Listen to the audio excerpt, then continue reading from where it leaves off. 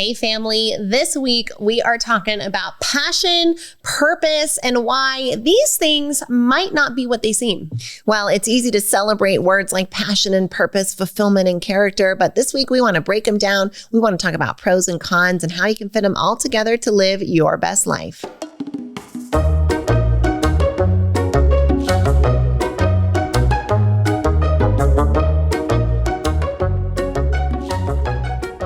We are so excited to be coming at you this week with all things passion and purpose, because Shyla and I actually, in our journey, have found an evolving meaning around these words, and it's been very instrumental for us in understanding ourselves. Well, for those of you who are also on this growth path of personal development, of professional qualifications, of character development, of self-help, of growth, of however you're calling that quest that you're on to learn and grow and expand yourself, you're going to likely run into these terms just like we have. And if you stumble upon someone like Tony Robbins, right, his tagline, or at least from 25 years ago and what it has been most of his life, is live with passion. And passion's where we want to start today, because it's where so many of us start in this quest for growth, in this looking and searching for that deeper meaning of life. We start with passion, and that's both good and can be further developed. Well, look, we're not here to say passion equal bad, but let's talk a little bit about some refining ideas around passion, because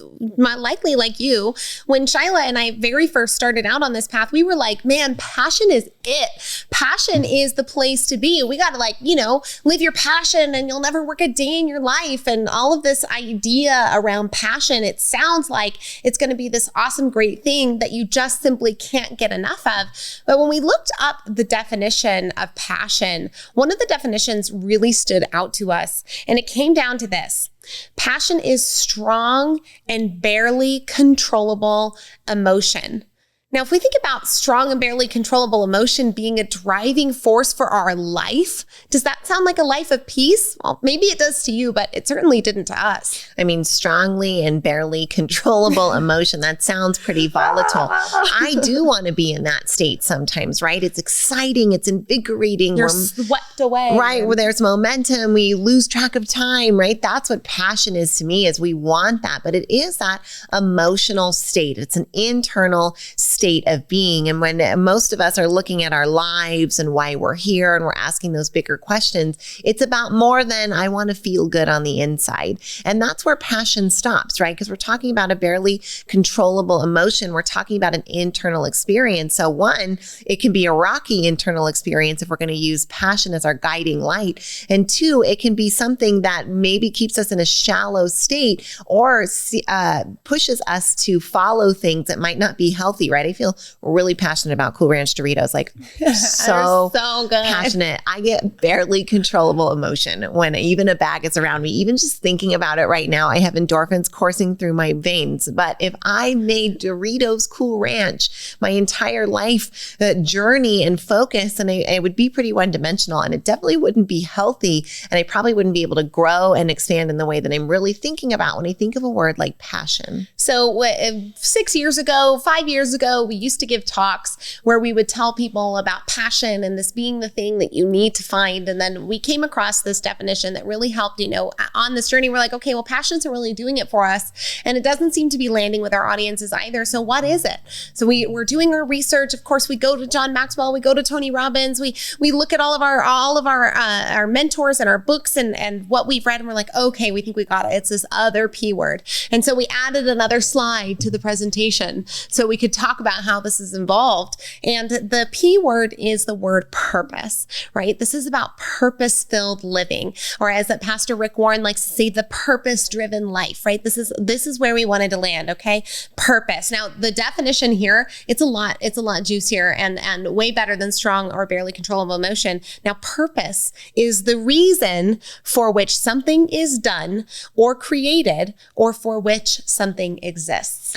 Now, this feels much more profound, and we're definitely getting more depth with a definition like that. But we also get something else with a definition like that, and that is almost said a bad word, a lot, a whole lot, a a sizable amount of pressure. That is humongous pressure, right? The reason for which something exists. Like, I'm sorry if at 19 years old, you don't know the reason for which you exist. Who does? If we're lucky enough, we'll find out by the end of our lives. Or for the rare individual, there are those who say from age 6 on, I know what I want to be. I know what I was created to do. For most of us, the reason for which we exist is a lot of pressure. It's a dichotomy that doesn't have to be, right? Black or white. The reason means there could not be a reason, right? It's forcing this kind of decision and the structure around something as beautiful and mysterious and magnificent and magical as the human existence. So we really think that purpose, when we focus on it in this way, is now we're talking about an external experience, and we're talking about something that has a lot of pressure associated with it. Well, pressure and one-dimensionality, right? We get into purpose, and if you have a reason, not the many reasons for which someone was created and exists, it says the reason. So like, what is the reason? Like, I don't know. Not only is that a lot of pressure, but once you figure out the reason and you start going for it in your life, what happens when you find out, or if you find out that that wasn't the thing, right? The reason. Now, do you cease to exist altogether because that wasn't your purpose? Well, I don't think so. So, okay, we start to find the flaws in purpose. So we add another slide to the PowerPoint as we start to get out there, talk about our success principles. We're like, look, passion is great. Purpose is great. You know, I think it was Jay Shetty who says that passion is what you do for yourself and purpose is what you do for others. And we need these things in our life. They're very important to us. But we like when we're looking to focus on growth, what do we look focused to do? Where do we put our energy? We don't want to put our energy into passion. We don't want to put it into purpose. So we centered around the idea of fulfillment. And we'll give a definition here. Fulfillment is satisfaction or happiness as a result of fully developing one's abilities or character. This gives us so much that we can hang on to here. And that's what we love about it, right? If we're thinking like, what's the answer? And whatever the question is, you're phrasing it however works in your model of the world, but it's some kind of why am I here, right? So why am I here? What is my purpose? What is my passion? Why do I exist? What's the point of life? What's being a human all about? Whatever version of this question that you're asking, this is where most of us end up. It's like we start looking at passion. We start looking at purpose. And for Kay and I, then finding this idea of fulfillment seemed like the most accurate reflection of what it is that we're actually seeking when we go to look for that deeper meaning, that spice of life, that je ne sais quoi, that happiness, right? At least in this definition, we're actually talking about happiness and satisfaction. The first one, if I seek passion, I seek uncontrollable emotion. If I seek purpose, I seek the reason for which something exists. Neither one of those say you're going to have a good time and feel good about this, right? And like your life. Most of us, that's what we're looking for, right? I want to feel good. I want to like my life. I want to be happy about what's going on. I want to feel like I'm making a difference in the world. So when we look at a definition like fulfillment, now we're getting those elements. And for us, that really felt like the sweet spot, right? We get the satisfaction or happiness as a result of fully developing one's abilities or character. Now, the rest of that definition makes it even better because it means we have some control. We have a say. We get to be the ones who develop something, which then it results in the feelings of satisfaction and happiness. And so that was what was so exciting to us about this idea of fulfillment. Now, if you're familiar with Clifton's Strength Finders, there is a strength out there. It's a strength-based personality test where you find out what you're strong at. Shyla and I both have in our top 2 the strength of activator. So we love when something comes with an action, and this thing for us to seek from our lives came with action steps about it, right? Your satisfaction or happiness as a result of this action of developing your abilities and your character. So skill building, listening to podcasts just like this. Maybe you tuned in last week to Reading Week and you got some really great book recommendations. Get out there. Let these lessons help to shape your character. And maybe you're listening to things here that you've heard before. Maybe you read a book and you haven't an idea that you've come across in another time in your life, but you come across it again, there's value there for you. We get these lessons repeated to us over and over again. I mean, shoot, advertisers have to show their advertisement to you 14 times before you take action. How many times do you think you need a personal growth and development message to be in front of you before you take action toward your dreams? So give yourself the opportunity of repetition so that you can work toward that fulfillment while you are developing your character. Now, before we head off to break, we'll end you off with this section with a quote from the Second Wind Movement article that we have pulled a lot of our research from here. Basically, your purpose is the reason why you're put on this earth, and your passions are your various ways to achieve it. Now, we would probably add then that fulfillment is the art of figuring out how to enjoy it along the way, which selfishly, that's what most of us are after and what we want to unpack a little bit more after this word from our sponsors.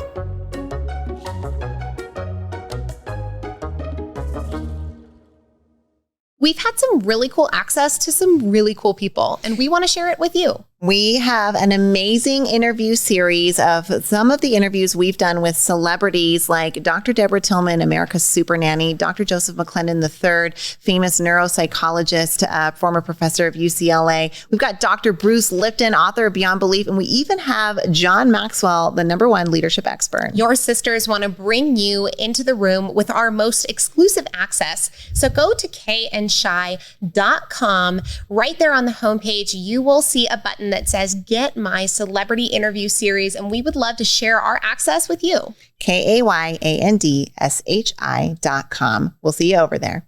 We're talking leadership this week, and one of the organizations we are so proud to be at the helm of is the Neuroencoding Institute. We got to co-found the Neuroencoding Institute alongside Dr. Joseph McClendon III, amazing world-renowned neuropsychologist and incredible mentor and teacher. If you're at all interested in learning more about what the Neuroencoding Institute does and what it can do for you, please visit neuroencoding.com. You're enjoying this episode on Angel Phoenix Productions Podcast Network. To explore a complete lineup of quality programs and media production services, head on over to angelphoenix.com or like our Facebook page at facebook.com/Angel Phoenix Productions.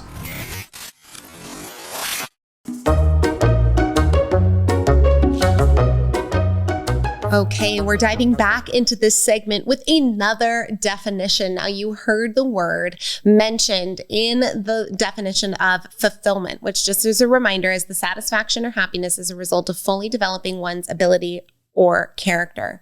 Now, this last word here is character. And we want to center here because character, and the definition of it that we like, is the mental and moral qualities distinctive to an individual. So how often are you spending time developing your mental and moral qualities? What I like about moral being placed in here is that I think that starts dipping our toes into the spiritual realm. How often are you working at your mental, your psychology, and your spiritual self in order to create more richness in your character and therefore create more fulfillment for your life, which is really just means satisfaction and happiness. Right. That fulfillment being satisfaction and happiness as a result of developing your abilities and your character. Now, those two things, abilities and character, reflect that internal and external as well, right? So we're getting that dimension that we were missing with just passion and just purpose, right? Passion's about the internal emotional experience. Purpose is about that outward reason that you were created, what you give to others, right? But with fulfillment, we get this satisfaction or happiness based on developing your abilities, right? That's your what you're doing for other people, how you're being able to serve humanity, and your character, your internal experience of who you are, why you matter, what your values are. So we get the internal and external piece here, and then looking at that character piece here, those mental and moral qualities, allowing us to even further bring in that distinguishing, right? Then on the inside, in that internal experience, we're going to have things like spiritual, like Kay mentioned. We're going to have things like our mental health that sometimes come into play there. We're going to have things like our self-talk, our self-narration, which you've heard us talk a lot about here. All of those things come into character. Plus, it's this idea that allows us to, again, separate that somewhat spirit from the voice inside and realize that we're crafting a person inside of a society that we're presenting each and every day. And that is is our character, right? It's based on our behaviors that it can be demonstrated to others. And so this really helps us understand what it is that most of us are after, is likely this idea of fulfillment. And if we want to find fulfillment, we do that through advancing our abilities and advancing and growing our character. I think that the misleading part about passion and purpose, Shai, is that a lot of people think that passion and purpose are things that you're born with, right? That I either have it or I don't. I'm either the 6-year-old that knew that I was going to be a doctor forever, or I don't have that. And I think that that lends a lot to the idea that you brought forward earlier about the pressure that comes with this idea of needing to find your passion and to be on purpose, because a lot of people who haven't maybe found the thing and have it be that 100% sureness might feel like they're missing the mark. While modern theories around mindset have really brought forward 2 types of mindset, and we see this, that there's an idea around a fixed mindset. And we thought about this a lot in the past through people, again, you're either born a star or you're not, right? John Maxwell often talks about how a lot of people think that leaders are born, but really leaders are developed, and it is a skill that you develop over time. So this idea that we're fixed with a certain amount of mental, moral abilities and qualities that then play out over the rest of our lives was really popular, I think, up until the 1990s and early 2000s. And we start to see the theory of the growth theory come into play, where this is where things are always ever expanding. You know, I think it was Alan Rickman who actually started his acting career in his 40s. Like, that guy didn't find his passion until he was well into his life and on the way, and now is a celebrated actor, even posthumously. So really this idea that the fixed theory being something that a lot of us think is at play, but really that growth and this ever expansion of your mindset and of your character is where things are happening. And so we can find happiness and fulfillment inside of that as long as we know how to play the game. I think we see this reflected in even how we talk about these subjects from a very fixed standpoint, where we say find your passion singularly, where we say find your purpose singularly. That's very fixed. So if we take passion and purpose and make them plural, just add the S at the end, now we've got a little bit more of that ability to see this in a dimensional way that allows us to go from that fixed idea about passion and purpose to this growth idea of how passion and purpose can fit into our fulfillment path, and how that those are both components of what we're searching for when we're kind of feeling that questioning sense of who am I, or what am I here for, or what's it all about. We're wanting to find this cross section of purpose and passion, internal and external, ultimately resulting in a happy experience that we call satisfaction or happiness. Well, Shyla and I are all about that satisfaction or happiness piece. And I think it's important to note that passion and purpose, while they aren't necessarily the vehicles to find ultimate satisfaction and happiness, they can add those dimensions to your life. And while they are often talked about together, they are 2 separate things. Now, I was reflecting on how I'm really purposeful around being a mom. I've known that I wanted to be a mother since I was a kid. I've always had that sort of purpose in my life. I knew that that was something that I wanted to do, bring forward other beings and to raise them. Am I passionate about being a mom? Not always. I don't think I can say that I am. I love my children with all my heart. I know that my purpose, and I have purpose, and I gain satisfaction and happiness as a result of developing my character as a mother and developing my skills around being patient with them and listening and caring for them. All of those things bring me a lot of satisfaction or happiness, but I am not passionate about parenthood. Like, it's not something that I wake up in the morning when my kid is crying at 4:30 and I'm like, like, I have no strong or barely controllable emotion about that. Or maybe I do, but it's not positive. Yeah, it's not positive passion. And let's remember that there is that side of passion, right? We even have crimes that are signified by an act of passion, right? So we know that sometimes that emotion does become all the way uncontrollable, and it doesn't always express healthy. I know I have intense emotions around parenthood and parenting oftentimes as well. And I also know that being being a parent is part of my purpose. There are some people who say, I was born to be a mom. That is the thing I have been looking forward to.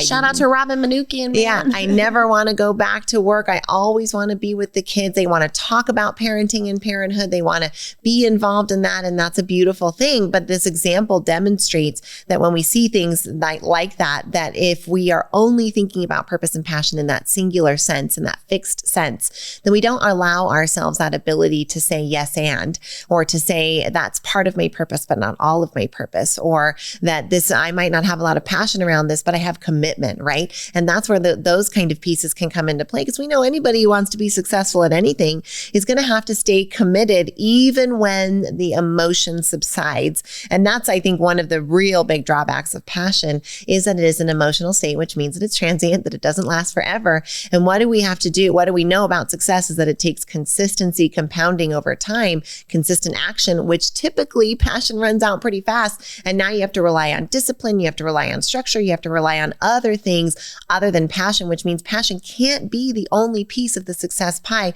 Otherwise, everyone who's passionate would be wildly successful. Right. Everyone who was passionate about anything would be wildly successful. Man, Cool Ranch Doritos. Oh, they're so good. Honestly, I get more of like excitement in my belly around considering Cool Ranch Doritos than I do my own children.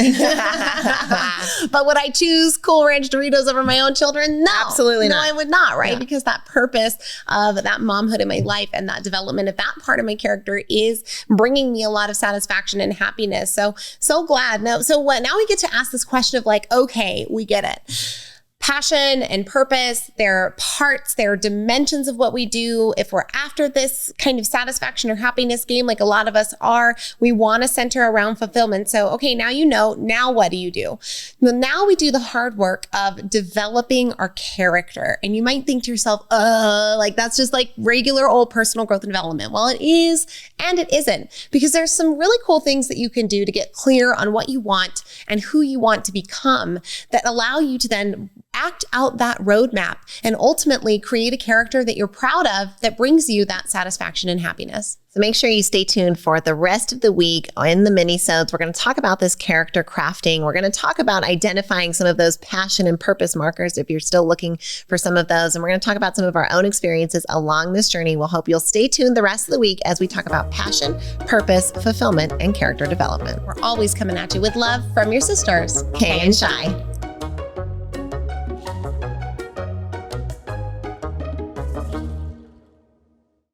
This podcast was a production of Angel Phoenix Productions. Explore more episodes of this show or other great shows on the Angel Phoenix Podcast Network by visiting angelphoenix.com. The views expressed in this show do not necessarily represent those of Angel Phoenix Productions or its advertisers and may contain language that's unsuitable for younger listeners.